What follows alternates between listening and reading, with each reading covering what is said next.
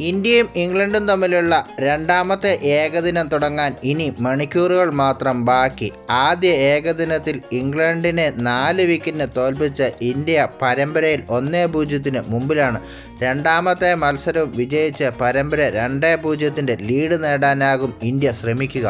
Champions ട്രോഫിക്ക് മുന്നോടിയായി ഇന്ത്യക്കും ഇംഗ്ലണ്ടിനും ഇനി മുമ്പിലുള്ളത് ഇന്നത്തെ മത്സരം ഉൾപ്പെടെ 2 ഏകദിന മത്സരങ്ങൾ മാത്രമാണ്. അതുകൊണ്ടുതന്നെ ചാമ്പ്യൻസ് ട്രോഫിക്ക് മുമ്പ് ഫോം കണ്ടെത്താനായി 2 ടീമുകളും ശ്രമിക്കും.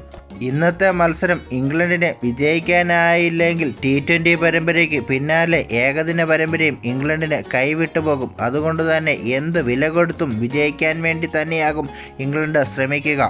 പരുക്ക് മൂലം ആദ്യ ഏകദിന മത്സരം കളിക്കാതിരുന്ന വിരാട് കോഹ്ലി ഇന്നത്തെ മത്സരം കളിച്ചേക്കും. അതുപോലെ തന്നെ ഹർഷദീപിനും ഇന്ത്യ അവസരം നൽകാനുള്ള സാധ്യതയുണ്ട്. നിങ്ങളുടെ അഭിപ്രായത്തിൽ ഇന്നത്തെ മത്സരം ആര് വിജയിക്കും?